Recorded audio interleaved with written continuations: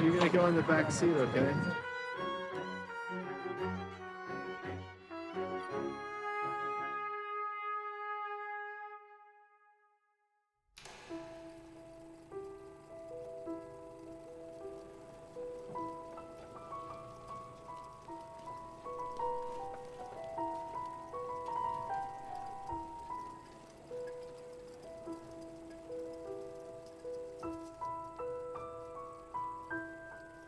When I was a little girl, my family lived in a tight Jewish community in the city of Krakow, with many relatives, including 50 cousins and many aunts and uncles and grandparents.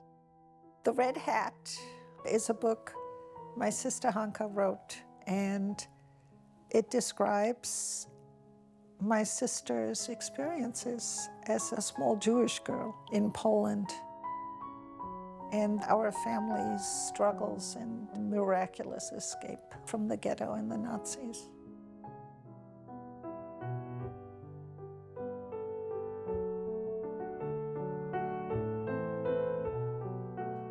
I wore a red hat when we escaped from the German occupation of Krakow and went walking through snow which went up to my nose. But I had my red hat. It was like something that kept me safe.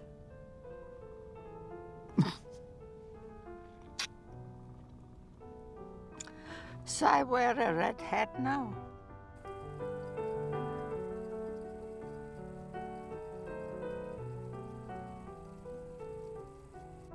My father's name was Hermann Neiger, and my mother's name was Sarah Neiger. My parents had my older brother and sister, me and my baby sister. I was born on a street called Wawrzynca ulica in the Jewish part of Krakow. Since the end of the 14th century, the Jewish people came to Krakow. Poland in the 15th, 16th century was a welcome place for Jews to settle because the kings were very tolerant of the Jews, so they settled in that particular part of Krakow in Poland, and so that's where my family came from. It was a very Orthodox Jewish neighborhood. There was no cars. You saw a horse once in a while. You could cross the street. There was no street lights. It was a free life. For me, it was a free life. I could go and do whatever I wanted, and my parents never bothered to worry about me. The morning we got rest, got some piece of bread, and we were sent out on the street. My parents lived in a very small apartment. They were not well-to-do, but they were managing all right. There was family. They had sisters and brothers and cousins and nephews, and it was a large family. We had 3 rooms and a huge kitchen where everything took place, and lots of relatives around us. And the synagogue was within a half a block from our house. It was a very tight group, not only the family, but also the community around us. My parents sent me alone across the river to my grandparents because she has no time to take care of me. So I would walk 2 hours through the streets, through the bridge, the rain, it didn't matter. I would wind up in my grandparents' house, and my grandparents said, well, we don't have time for you today, so go back. So I started to walk back, and there was about a day of excitement going there and going back with a stick, you know, on the street, a 4 or 5 years old boy. My mother had a vegetable store. She used to get up early in the morning with my father and go to the store. And farmers from outside the city would bring in the produce. She would come home early on Friday and cook all the meals for Shabbat. And she would bring the fruits and vegetables from the store and so on. She was a very sociable person, and funny, and lively, chubby. She loved to eat. She was a strong character, my mom. She was a very determined woman, very principled. My father was a professional soccer player as a young man. He played in the national Polish soccer team. He was a handsome man and gentle and sweet. My father was a very strong, good-looking, sledding man. My mother and father very much believed in education. Learning was always central, you know, schooling, absolutely central part of Jewish upbringing, you know. No question about it. I had an older sister, Tesha. She was the authority in our family when mother was not there. We listened to Tesha. Whatever Tesha said, that's what we did. She took me on a streetcar, first time in my life that I got on a streetcar. And that was the most exciting thing ever happened to me, to go one stop on a streetcar. Of course, we didn't pay because we had no money.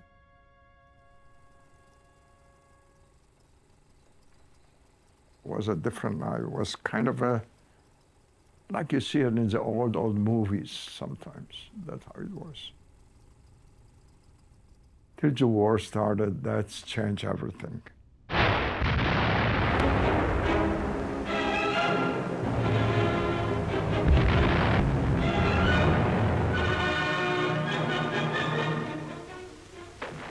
Poland, September 1939. The German foe begins its ruthless march of conquest and sets the stage for World War II. Poland's 34 million inhabitants, crushed, scattered, and enslaved. Tens of thousands of square miles of territory shrink before the movement of lightning armored columns. Poland and the world learn the meaning of a grim new word, blitzkrieg. The civilized world knows it as the unleashing of unheard of military might. With little to stand in their way, the Nazi divisions roar across the Polish countryside. Only a well-devised counter-blitz can stem the flanking and pincer movements of the wily Germans. On September 1st, 1939, Hitler began his assault on Europe, beginning with the invasion of Poland. The Polish army surrendered in only 2 weeks.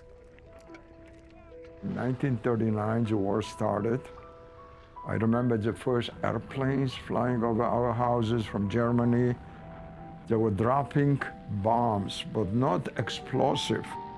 It was kind of like tear gas, just to scare the people. I don't think they wanted to kill anybody at this time, because they knew they're going to come to Poland and they didn't want destruction there. The smell was horrible. It was like a sulfur. The first time German warplanes flew over the city, my Aunt Hannah gathered all 50 children in our grandfather's basement and covered us in feather beds, as if she could protect us from the bombing that way.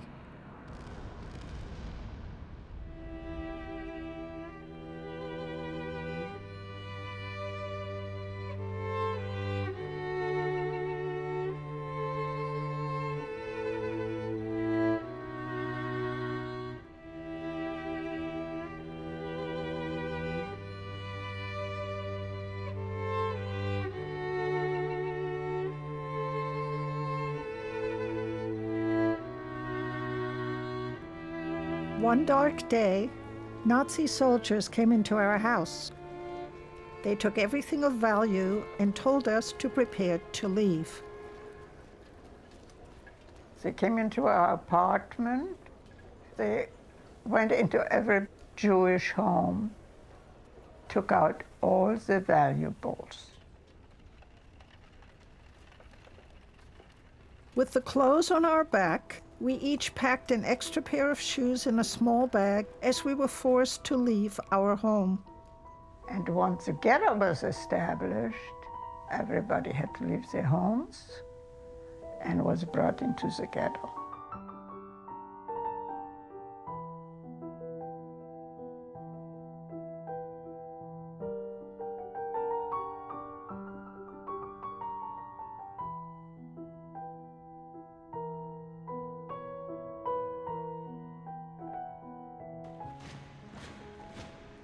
I remember the boots and the sound of the boots. The Germans came in and patrolled the ghetto, and they were all wearing these high boots. And I could hear them come, and I knew that this was not a good sound when I heard the click-clack of the boots coming. I would run and sometimes hide in a garbage can, and I would cover the garbage can so they wouldn't see them. We had to move out of our apartment to a ghetto. They took a few streets, built a wall around it, and all Jews had to go to the ghetto. If you don't go to the ghetto, you will shot. We were marched to the gates of the ghetto. The ghetto had been fenced in by barbed wire to imprison all the Jewish people of the city. Nazi soldiers dressed in shiny black boots lined the gates where a huge crowd gathered. The Nazis pointed their guns and pushed the crowd of Jewish people through the gates into the ghetto. They told us not to feel very comfortable because we are not staying there very long. I began to cry bitterly. My mother tried to console me. She saw a pushcart vendor selling hats just at the edge of the ghetto gate. She pulled out the change in her pocket and bought a red hat for me. As the gates of the ghetto were locked behind us, my mother put the red hat on my head, pulled it down over my ears, and dragged me behind her. I wore my red hat from that moment on. Once inside, nobody was permitted to leave the ghetto. My family was placed in a single room in an apartment with other families we did not know. Many Jewish prisoners were taken out daily to work as laborers in a camp called Plassau. The people in the ghetto were starving, and some tried to sneak out to find food. If they were caught by the SS guards, they were put into the ghetto jail or shot on the spot.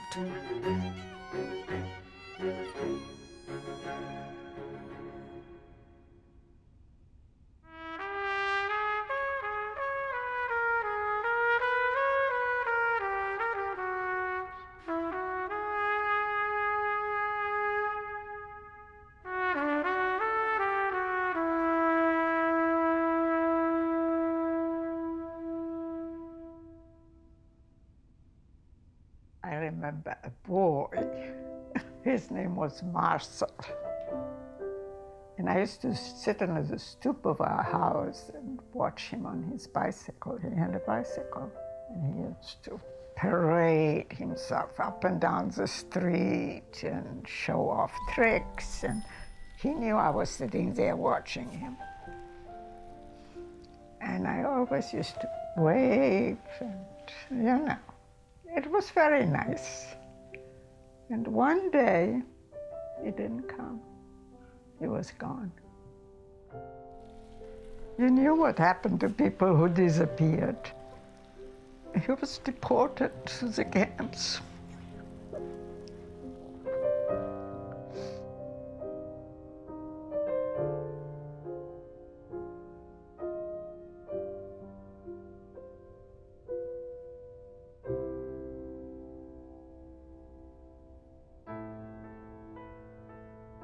In the ghetto, there was like 20,000 people, maybe more. But there were not stores over there where you can go and buy food. My mother had a food business outside the ghetto. Every day she would bring 2 big bags heavy with food and share it with some other people in ghetto. And there were a prison. They would catch young people that they needed for work. So they kept them in like garages. There was no water there. It was a horrible situation. My mother couldn't stand it. She had food, so she would take a big pot. She would cook whatever she had leftover food, whatever she didn't sell, pieces of meat, whatever. At night, we used to bring the food to the prison. One day, we were dragging it, and this was making noise. So the German guard heard the noise. He took his gun and started to shoot in our direction. We left the pot, we were in home. And Mother said, what happened? We told them that they were shooting at us. And Mother started to give us a business. You're afraid of somebody shooting at you, and people are starving, and I was cooking there for so many hours, and she put the guilt on us that we left that food in the middle. The food is going to be cold now. We went back for the pot, and we dragged the pot back to the prison. And that was our last trip to the prison. That was about the time where things started to change in ghetto. They started to slowly deport people from ghetto to the concentration camp.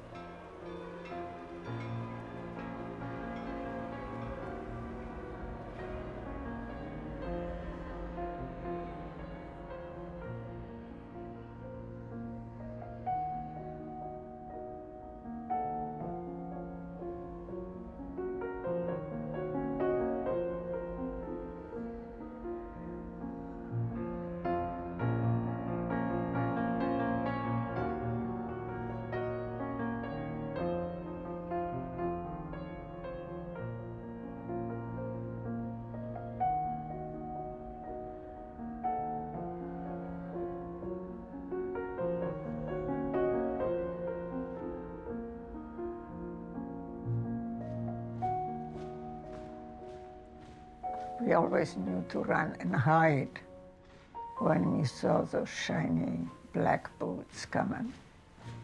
I knew that they wanted to kill the Jews. They would march in, and if they felt like that, they would shoot people, you know, just at random. I remember looking at the orphanage. We had an orphanage in the ghetto. And they were throwing children out the window. Infants, throwing them out the window before they loaded them up on trucks to transport them out. They were already dead by the time they fell off the windows. In the ghetto, there was a hospital. Kept there about 20, 30 old men because the International Red Cross would come and check. That was the Germans show that they're very humane. They keep old people in the hospital. That's how my grandfather stayed alive. One day, my mother got a call from the doctor that was friend of the family, come over. She took me with her. My mother told me, your grandfather is very, very sick. He might not live till tomorrow. I went with her to the hospital, and I saw her doctor. She was crying so bitterly. And she told me, go to your grandfather, say goodbye, in case he doesn't survive. And I went to my grandfather. I held his hand, and we were talking, and he told me, take care of your mother and all that. And he was sitting on a bed, smoking a cigarette. And I said, this man is not sick to a point where he's going to die tomorrow. But something was not kosher there. I never saw my grandfather again after that. But years later, my mother told me the story that the German came and said they're going to eliminate the hospital. The old people will be shot. And the doctors negotiated with the Germans that they would take care of it, that they would give them an injection. They told them that, look, you have a choice, or to be shot by the German, or just go to sleep. And she decided to go to sleep. My mother was telling me she was walking through the ghetto, walking past a pile of corpses, and seeing her sister's 2-year-old daughter on top of the pile with a bullet wound through her forehead. So there was no question of what was going on. It was there. It was there. At the beginning of the German occupation, there were 60,000 Jews in Krakow. There were schools, markets, temples, there was life. Now, only a few thousand starving and suffering Jews remained.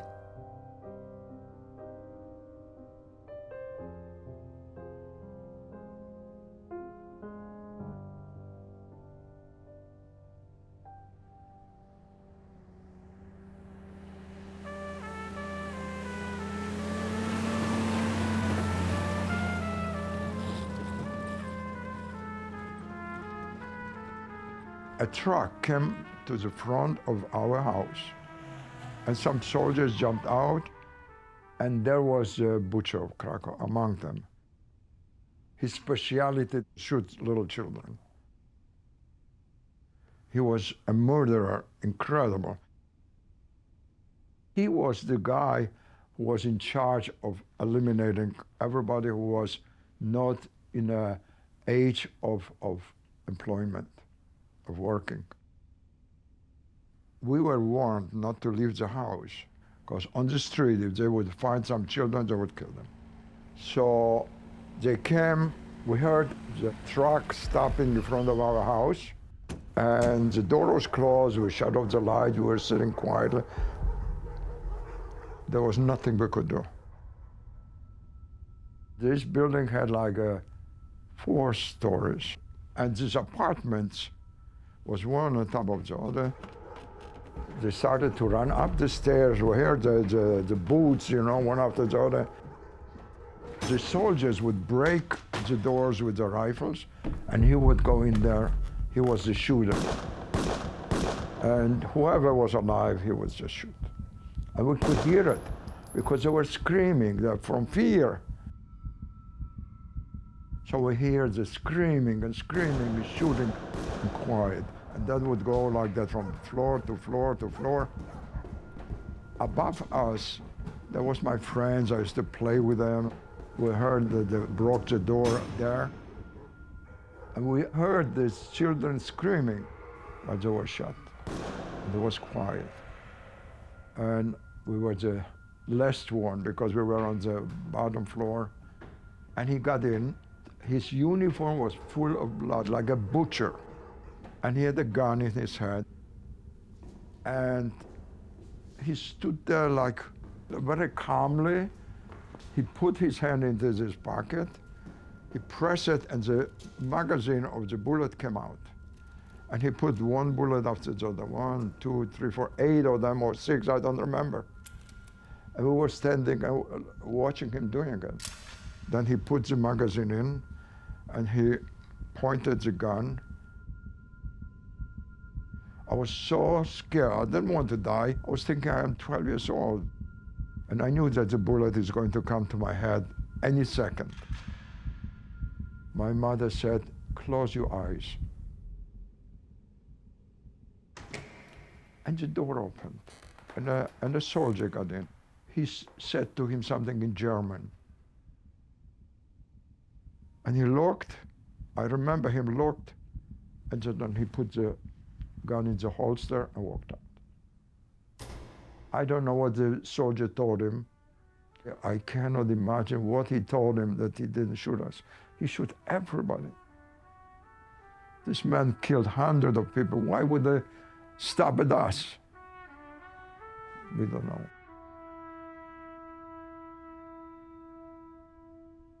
Then the Germans decided to eliminate the ghetto altogether. It was the end of Jewish life in Krakow.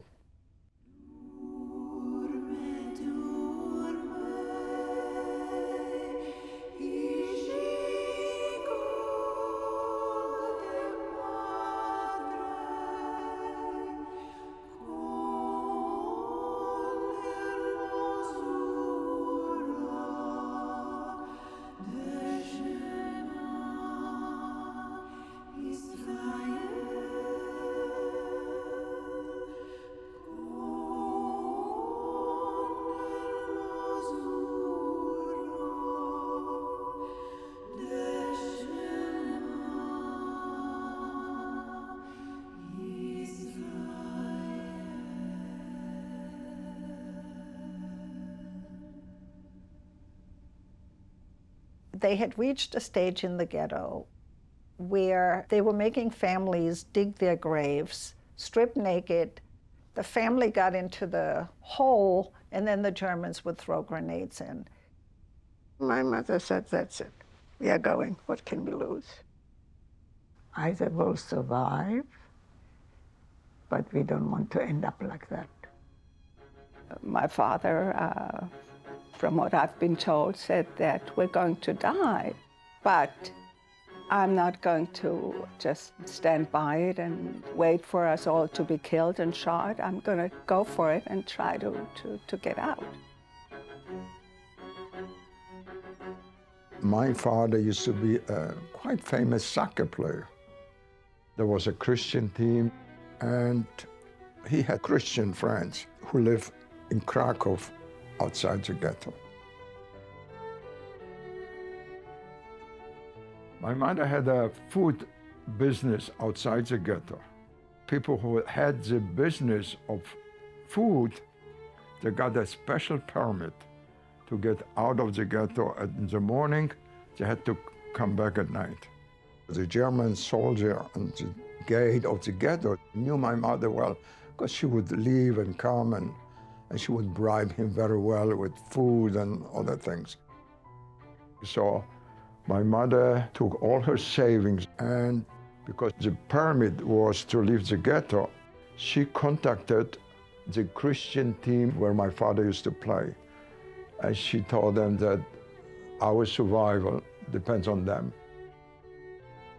So we got Christian papers. When we ran away from ghetto, we're going to be Christian. And as Christian, we have more a chance to survive, because as Jews was zero. My mother said, don't ever, ever say you are Jewish. Don't ever.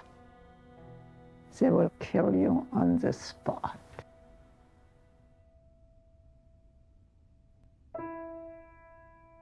My parents spoke to a Polish farmer who delivered his vegetables into the ghetto in a horse-drawn cart every week.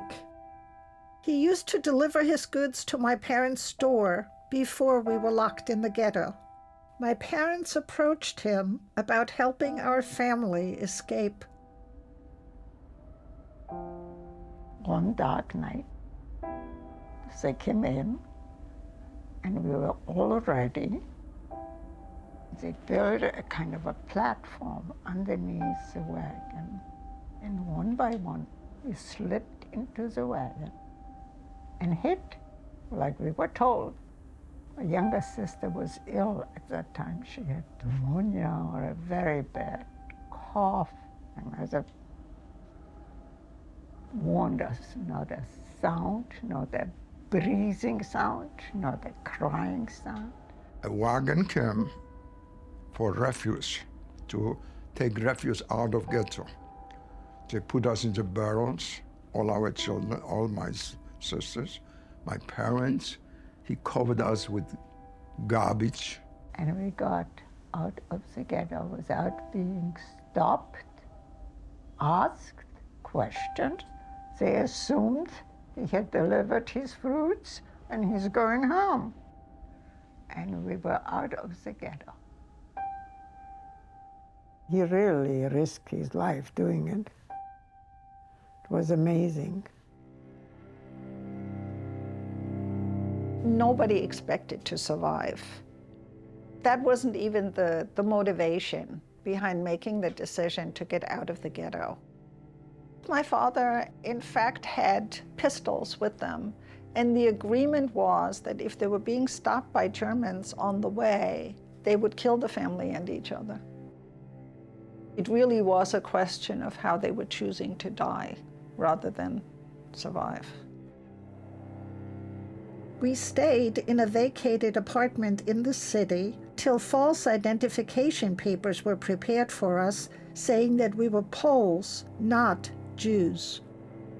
When we had our papers, we went to the railroad station to take a train to the Czech border. It had been snowing for days, and the train was 2 hours behind schedule. We arrived and it was snowing, and policemen and the Nazi guards waiting for the train to arrive. The train was late because it was snowing for days, and the train couldn't come, and they got fed up after 2 hours and left. We stayed, and the train came, and we boarded the train, and we got to the Czech border.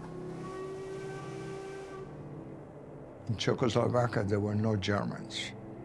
So for us to cross the border meant freedom. And we started walking on foot across the whole mountains and snowy fields and little villages. My father carried my baby sister in his knapsack, and I carried my doll in mine. I wore my red hat on the long walk in the snow, while my shoes fell apart on my feet. I had thrown out my second pair of shoes and put my doll in there. So after a short while tramping around in the snow, I had no shoes. It fell apart. And my father took his shirt and wrapped it around my feet, as the people gave me other rags to wear around my feet. And that's how I walked till we got to Czechoslovakia. We walked at night and tried to sleep in little hunting huts during the night, or bury ourselves under the snow, and we heard dogs because the German guards used to come with their German shepherds. They frightened me more than anything. We walked through the border, and that was the first breath of free air.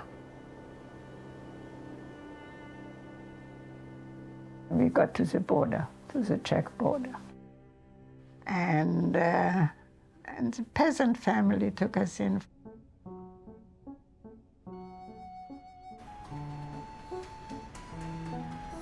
Two days later, we went by train to Hungary.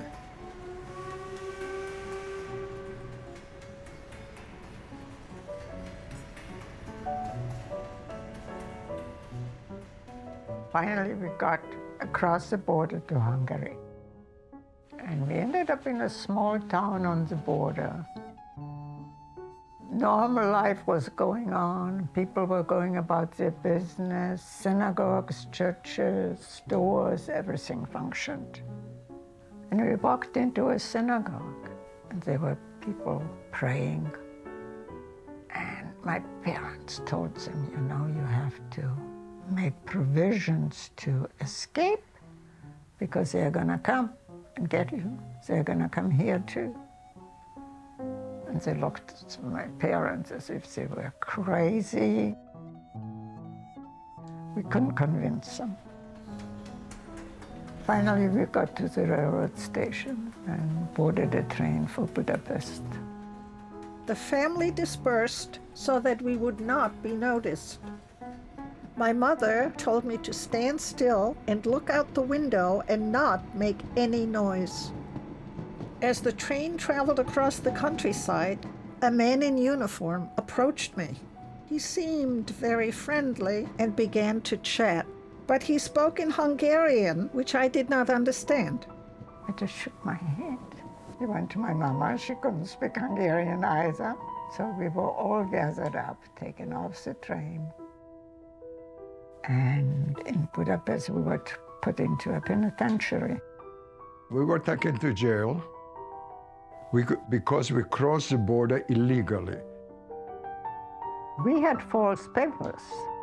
We started out from Krakow with false papers that we were Catholic and Polish, not Jewish. So if the Germans come, you know, we have to keep up that pretense. My 3-year-old sister and I were allowed to roam around the female prison outside our cells. Occasionally, while we were playing, we were stopped by prison guards and pulled into an office for interrogation. In the office, the guard took a pistol from his belt and pointed it at us.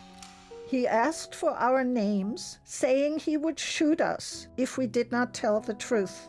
What's your name? Our name is Nostal. My sister says, Nostal! And they let us go back into our cell. They couldn't break us. And finally, we were released. And the Jewish community in Hungary, in Budapest, started taking care of Jewish refugees. And my parents tried to warn them. Do anything that's possible to escape, because the Germans will come and get you. Lo and behold, they came.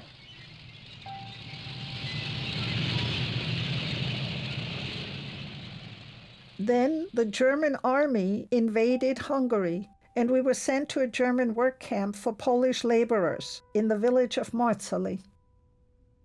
In the camp, my father played chess with the village priest every day, and they became good friends. The priest protected our family by assuring the SS guards that we were Catholic. The priest was a very good friend of my father and my mother. He knew that we are Jewish, but he just did not say anything. We were told the Germans are coming. They will evacuate everybody and inspect all the male members of that work camp in that village. He says they were not going to ask you because I say you are a friend of mine and so on. But you have to hide your little boy because they may look and they may find out that he's circumcised. My father is circumcised and I am circumcised. He said, look, I can vouch for your father that he was sick or whatever. He had to have it. But when they see a son and a father, they're not going to believe me. So you have to get rid of your son. So my father took him and hid him in a cabin in the woods, and we stayed in the village. So my parents decided to bring me to a big forest, Soponi Puszta was called, in Hungary, completely deserted. The Germans were on one side, the Russian on the other side. They kept shooting at each other, but none of them went into the forest. It was such a thick wood that they couldn't, with the tanks, get in there. There were, in the forest, there was a barn there. This barn was a good place to hide. There were a couple of Jewish gentlemen. They were in the 20s, who were waiting for the Russians to liberate us. Well, my father left me there with these people, I said he will come next day or day thereafter with the whole family, and we will wait there for the Russian to liberate us. A few days later, the Russian really came, and the young Jewish man decided to join the Russian. But I was waiting for my father to come, so I did not join them. They all left, and I was all alone left in this barn. Every day I would sit outside and wait and look if my father is coming. I was alone in a gigantic forest because everybody left.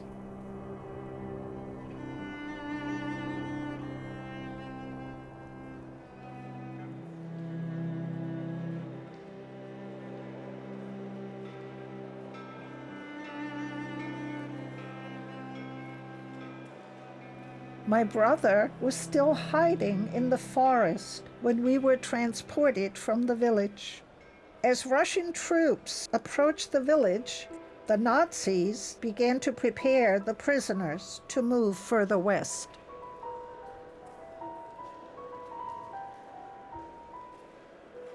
And we were all packed up like a bunch of animals and driven west, away from the Russians.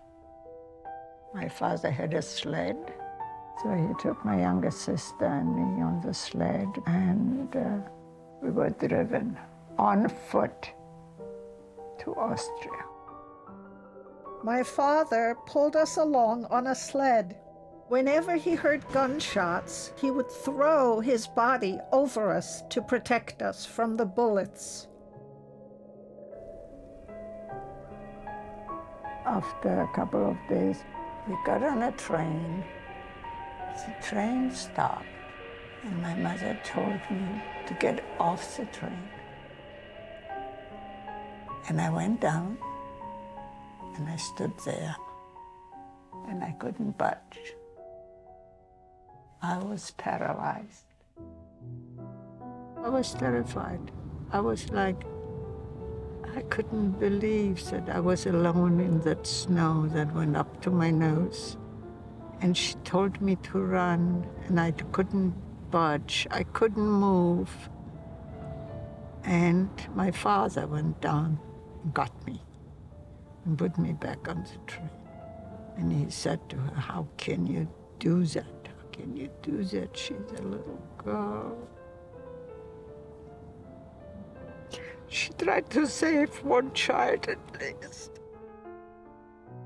Always the most haunting image was that of Hanka standing on that train platform with the train pulling out.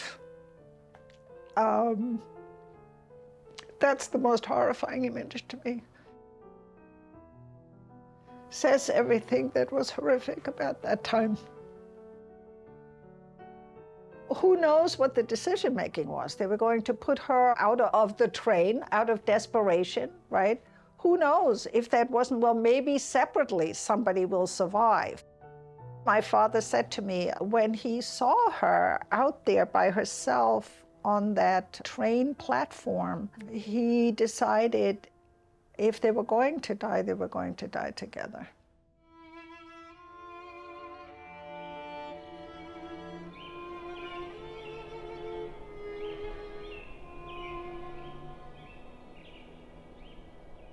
I was alone for 3 months.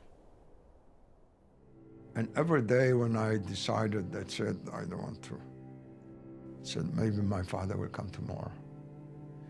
And where he's going to find me if I leave. There were a little food there left over with the people, because they didn't know how long it would take their liberation. So they prepared some food and a barrel with water. They had some cooked fruit. So I had something to eat.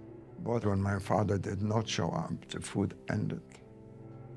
I used to go to a pond and catch fish and cook the fish when I had some matches. And I used up my matches. Later, I didn't have with what to cook the fish.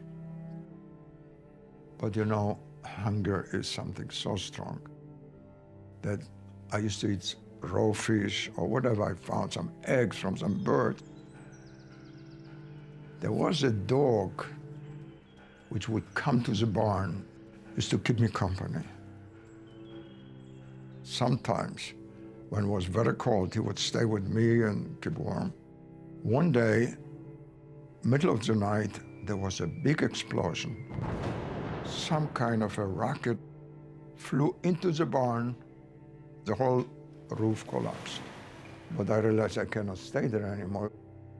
And I said, if my father didn't come in so many months, he's not going to come. And I knew that if I stayed there, I would die. I don't know if my body was 50 pounds. It was just bones. So I decided to leave. Just packed up all my stuff and the dog, and we left. Before I went to the forest, my mother, she bought for me a pair of boots, but they were one size too small. She couldn't get my size. So I had to cut a part of them so my feet can go out. But later, even this didn't work. So I took some rags and I made myself shoes out of rags. And we started to walk into the forest in the direction that I never walked, down the path. About maybe half a mile past the barn, there was an abandoned village. There were piglets running there and chicken running there, but no people. People ran in such a hurry that they left everything. And I started to search through the village. And I smelled sauerkraut, a strong smell of cabbage. I started to follow it, and there was a factory there of pickled cabbage. There were a big, maybe 12 feet barrel, and there was a ladder there. And I walked up the ladder, and I jumped inside the barrel, and I started to eat the cabbage. I was so hungry. I ate it, I had stomachache, but it didn't matter. I just ate the cabbage. And then suddenly I realized I did not pull the ladder with me. And there is a wall like that. There's nothing inside, just a cabbage. I said, I'm going to die here. My father is never going to find me. My worst thing was not the dying, but my father will not find me. I was desperate. The dog was outside barking. But there are no people with miles and miles. There's no screaming wouldn't help because there was nobody there. So I started to touch the bottom of the barrel. There was a peg there where they used to pick it up to let the water out of the cabbage or whatever, a big wooden tank. And I took the shovel and I started to bang it. And the water came out, but the cabbage stayed. I fell asleep. When I woke up in the morning, the cabbage was dry. And I started to pile up the cabbage as much as I could with a shovel. I piled enough of the cabbage, I put the shovel on top of it, I stepped on the shovel, I jumped up and I grabbed the edge of the barrel. You know, it must be something for people who are in desperation of dying that give you the strength which you don't think you have. I pulled myself up and I got out of the, I jumped out. I didn't even go to the ladder, I just jumped out. And I started to walk back to the barn. I decided I'm going to wait for my father anyway.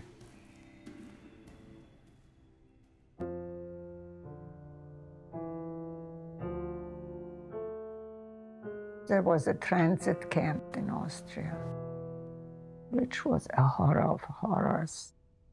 We had to go for inspection as we arrived, take all our clothes off, stand naked, while men were walking by, looking at us with, disdain and hatred. And finally, we went to a more permanent work camp, Strasshof.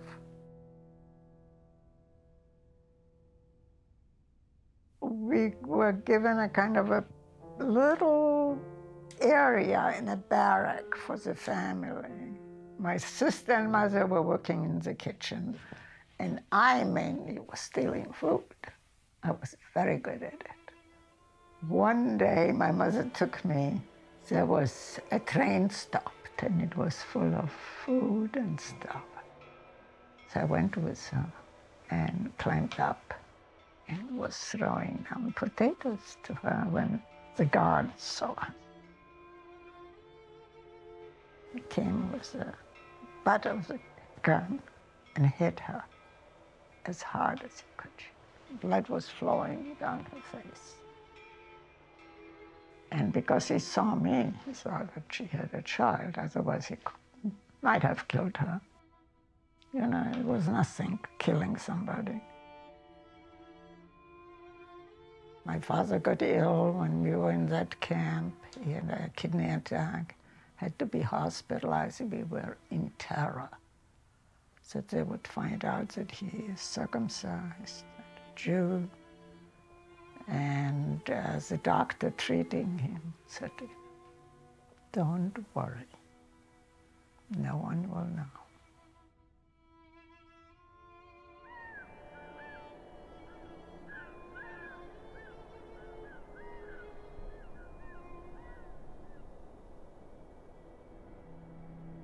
On the way back to the barn, we started to walk down the path, and I didn't think, I just followed the dog. The way to the barn was to the left, but there was a little walkway to the right, and the dog went there.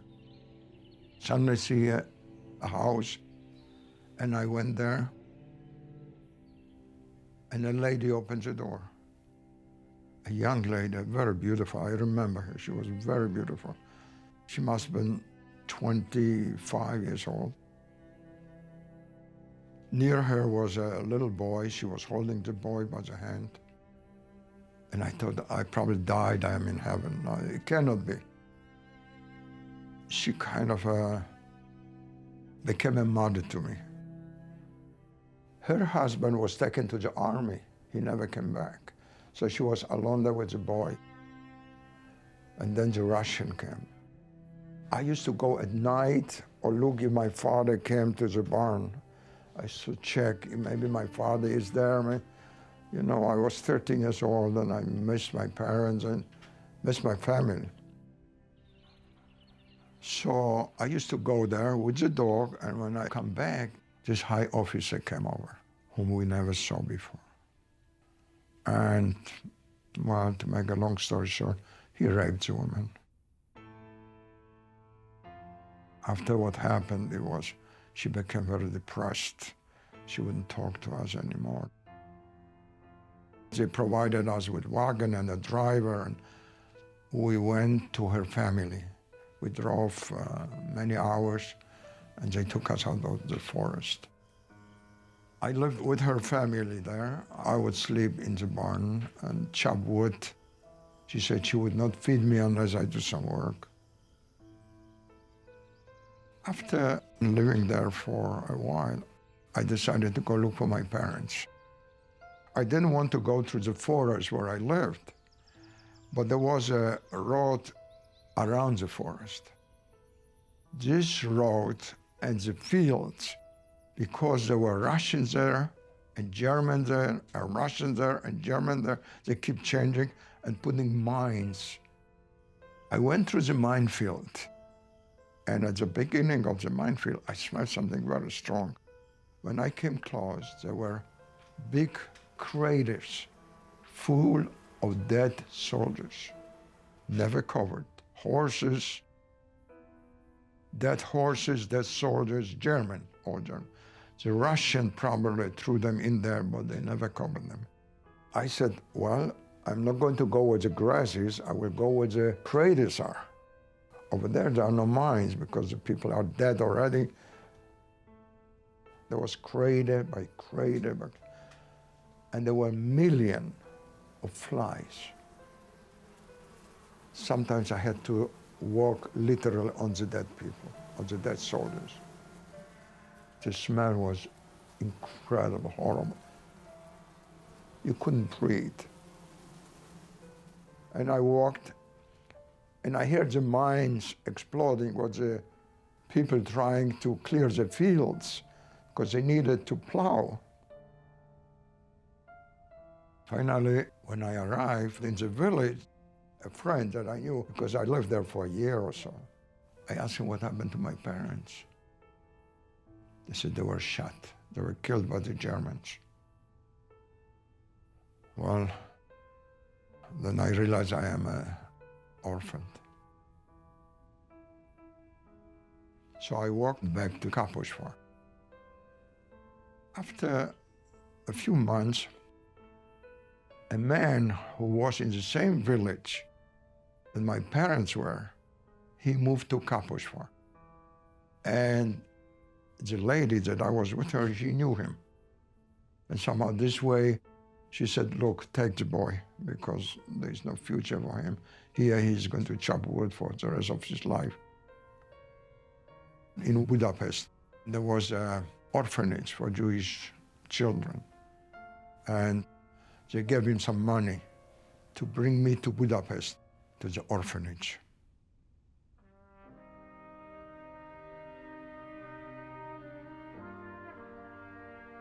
One morning, we woke up very early, and the camp was eerily quiet.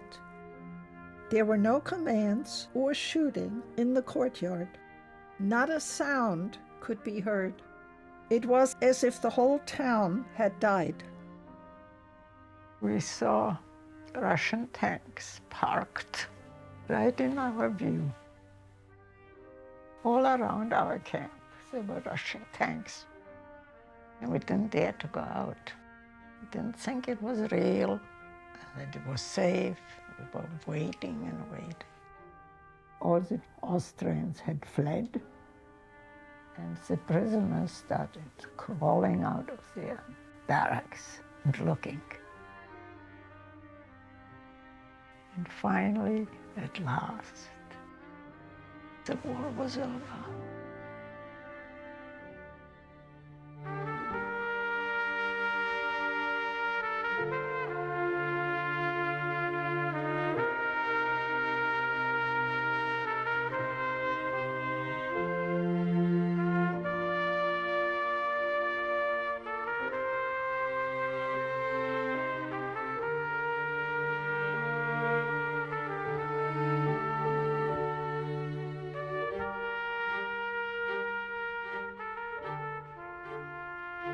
The war was over. We had survived, but we did not know where my brother was. My parents decided to go look for my brother in the town of Miraculously, where we had all last been together. My father stole a horse and cart, which was loaded with bags of brown sugar. We used the bags of sugar to barter for food along the way. My father stole a horse and a wagon. We were going to go back to Hungary to find my brother. Took a long time, but we got there. Got to the village and nobody knew where he was. My father took a train to Budapest, where the Red Cross was working to reunite families who had been separated during the war. Nobody there had seen my brother either. On his way back to the railroad station to return to Miraculously, my father spotted a group of orphan children walking on a road. There among them was my brother.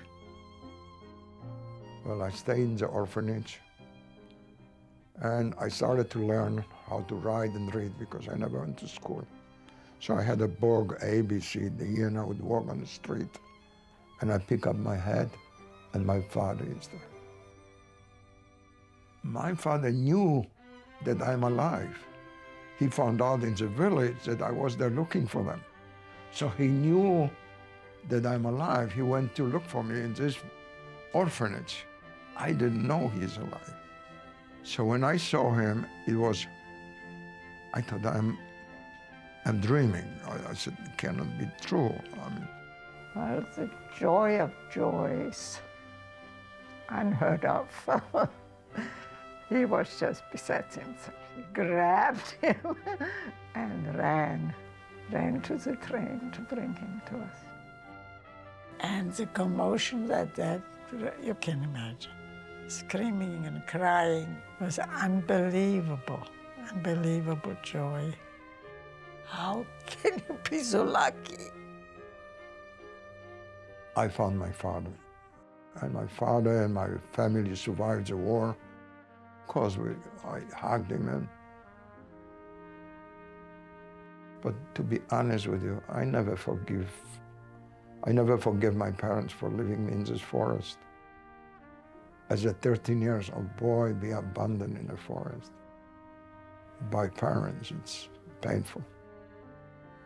He never forgave anybody that had left him to the very day.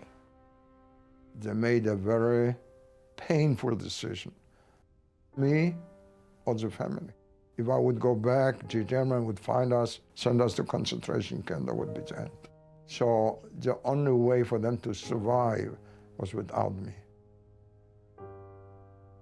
He always felt that he had been deliberately abandoned.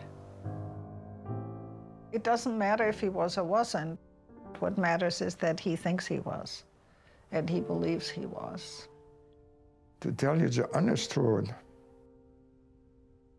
with years, I mean, the war is over 60, 70 years already. I thought the time will take care of it. And it's true, I don't think about it every day anymore. I go about my life. But at night, sometimes I wake up, or I have nightmares. And I dream about these times. My brain doesn't let go. What the Holocaust does, it makes you lose your home, your language, your background, your family.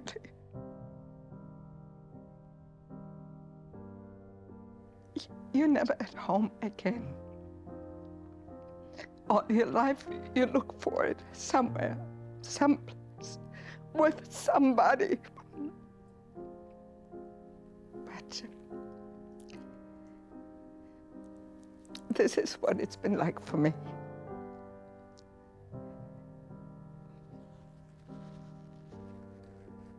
And I think for my family, when I speak to my sisters, they pretty much feel the same way, homeless.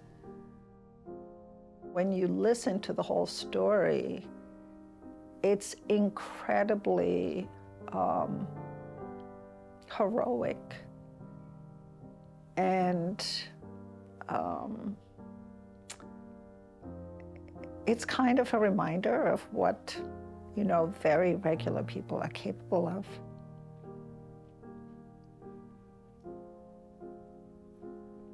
Under horrendous circumstances.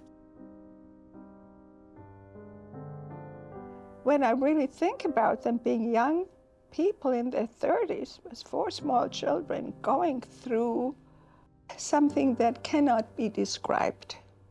It is death on every corner. Wherever you go, wherever you turn, you could be killed, shot, gassed, or found out who you are. It's a sense of awe that I have. My parents, I think they were the ones who performed miracles. We're here.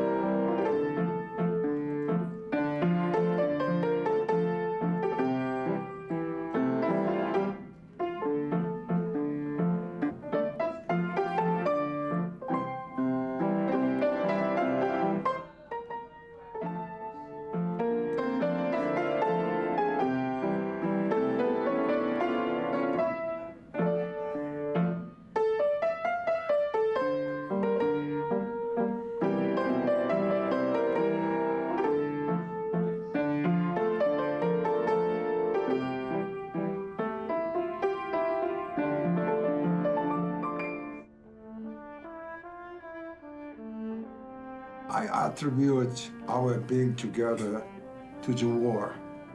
Because of the war, the constant fear that we're going to die tomorrow, that we have only 1 week to live, or maybe a month, maybe, because everybody around us is dying, being killed, being shot.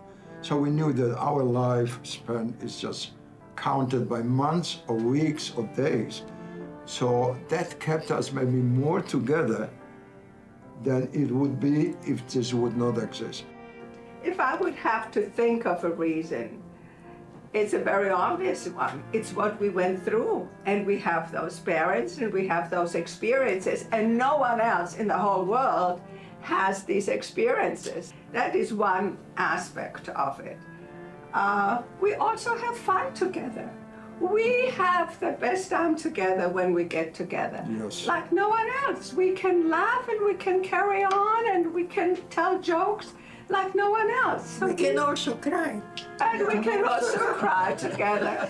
But, and we really take care of each other. And this is what Mother always taught us, to take care of each other. We were not allowed not to take care of each other or not to be there for each other. I think the sense of humor, when you think about it, it may not be totally conscious, but what else can happen to us? You know, what terrible thing could happen to us? So this is always looked at with a humorous, you know, we went through the worst, so at least let's have a little fun. That's what bound us, I think, that tightly for life. We always tended to congregate in one place where we lived, whether we were married, had children, or changed our lives very dramatically. It still ended up that we were in one spot, all of us. I really feel very unafraid, because there they are. They will come and help. It was always the case. One could count on them.